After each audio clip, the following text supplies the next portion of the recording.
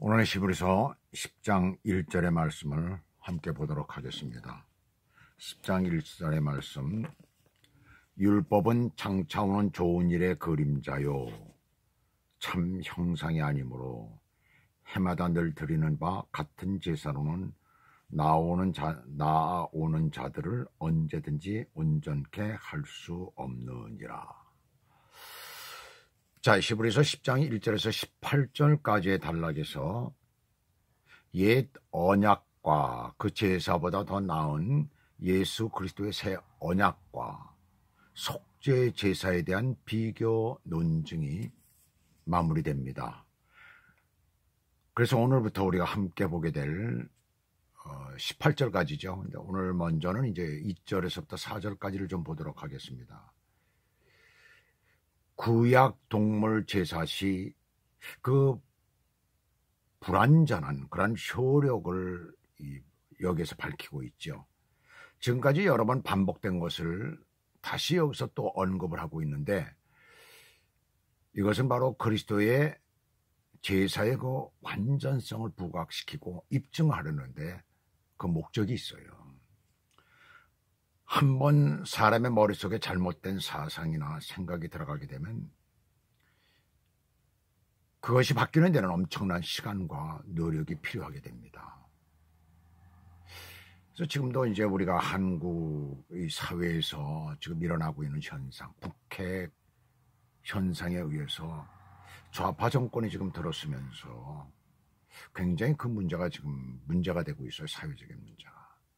여지껏 대한민국은 자유민주주의 해가지고 우파 진영의 국가다라고 생각을 했는데, 참 그 속에 말이죠, 많은 좌파 세력들이 있었고, 또 그것이 지금 아주 여실히 드러나고 있죠. 드러나고 있는데 왜 어떻게 그렇게 좌파 세력, 좌익 세력들이 들어갔을까라는 걸 생각해 보면 교육의 문제가 있다고 생각합니다. 그동안에 그 우파 진영에서는 이 좌익 계통의 그 전교조들에 대해서, 전교조 교사들에 대해서 별로 그렇게 심각하게 생각을 안 했죠. 근데 그들이 들어와서는 안 된다라고 생각하고 여러 가지 방법을 써서 내보내고 했지만, 그러나 들어오잖아요. 또 그들이 들어오게 되면은 어린아이들에게 교육을 가르칩니다. 가르치면 어떤 사상을 집어넣겠어요? 그들이 가지고 있는 그 좌익 사상, 공산주의에 대해서 많이 가르치고 있죠. 거기에 문제가 있다고 봅니다.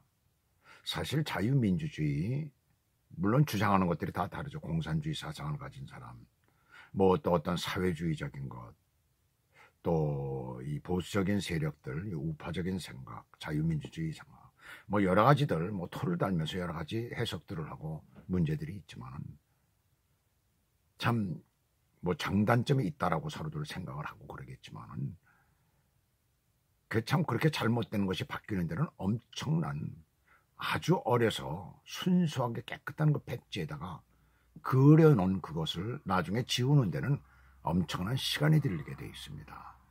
참 한국 사회 문제가 참 심각하다라는 것을 그 사건을 통해서 보게 되죠. 미국에 있는 저희들은 미국에 있으니까 괜찮다라고 생각을 하고 있지만, 우리가 이렇게 멀리 떨어져 있지만 내 조국이 잘 되고 잘 살고 이래야 외국에 살고 있는 우리들도 어깨를 펼 수가 있는 것이고, 외국인들도 우리를 좋아합니다.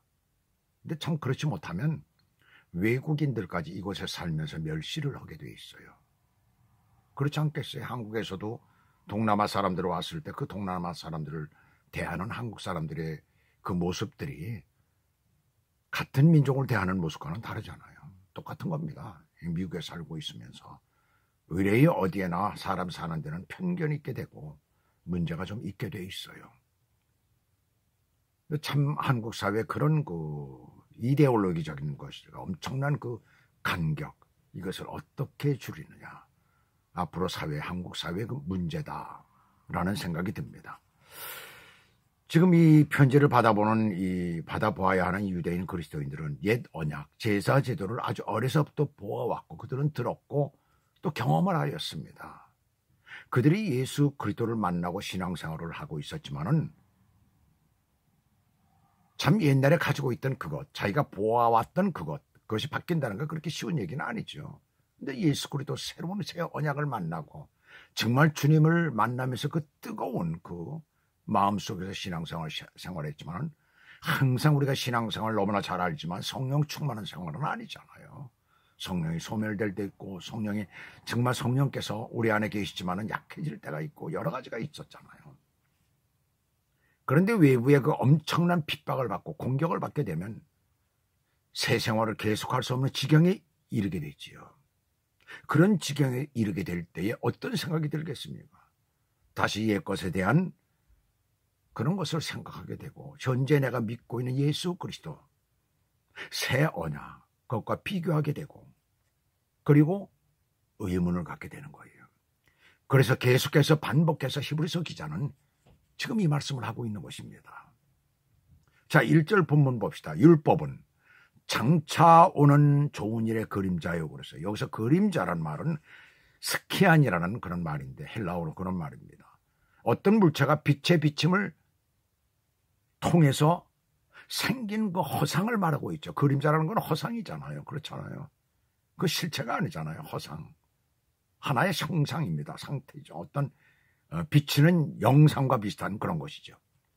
모세의 율법이 그 유효성에 있어서 절대적인 것으로 간주될 수 없는 이유는 그것이 바로 실체가 아닌 그림자이기 때문에 그렇습니다. 실체는 앞으로 올 좋은 것을 그랬어요. 좋은 것을.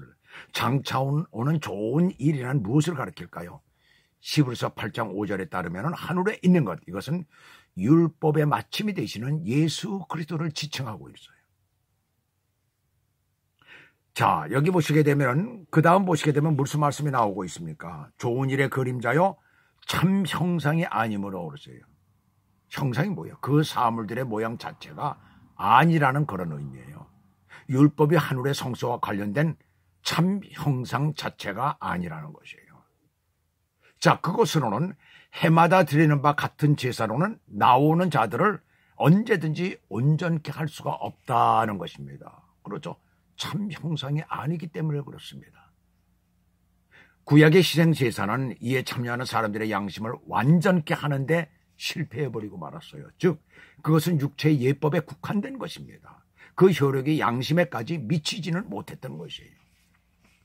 그 제사가 매년 반복적으로 드렸다는 것이 바로 그것을 증명하고 있는 것이죠. 완전했다면 반복적으로 드릴 필요가 없죠. 단 한 번으로 끝났어야 되는 것이에요. 여기서 마지막에 보시면 온전케 하다라는 것은 어떤 사람으로 하여금 하나님 앞에 설 수 있게 한다는 그런 의미인데 구약의 제사장들은 그들의 죄성으로 인해서 이러한 결과를 이루지 못했던 것입니다. 다른 사람을 온전케 하기 전에 자신부터가 온전하지 못했어요. 여전히 그 죄성을 가지고 있었다는 얘기입니다. 어떤 것으로도 그것은 완전하게 온전하게 깨끗하게 할 수가 없었어요. 그래서 매년 들어갈 수밖에 없는 것이죠. 온전치 못한 죄성을 가지고 다른 사람들의 죄까지 가지고선 들어가서 그것을 매년 반복한다니 그 어떻게 온전히 이루어질 수가 있겠습니까? 온전케 할 수가 없는 것이죠. 자, 이것은 우리에게 오늘 무엇을 말하고 있습니까? 하나님의 자녀가 이 땅에서 신앙생활을 하는데 우리가 주님 앞에 나가는데 어떤 모습으로 나가야 되는가? 라는 것을 오늘 이 말씀을 우리들에게 말씀해 주고 있습니다. 항상 우리는 온전한 모습으로 주님 앞에 나가야 됩니다. 특별히 예배를 인도하는 목회자들은 모든 것에 깨끗한 삶을 살 수 있어야 되는 거예요.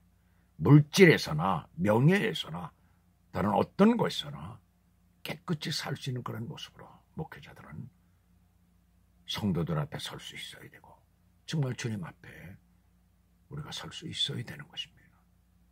그 주님께서 그런 목회자를 기뻐하신다는 얘기죠.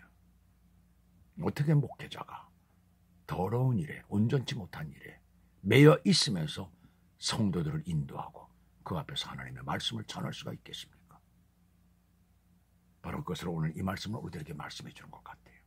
항상 주님 안에서 깨끗한 삶을 사시길 주 예수 그리스도의 이름으로 축원합니다. 기도하겠습니다.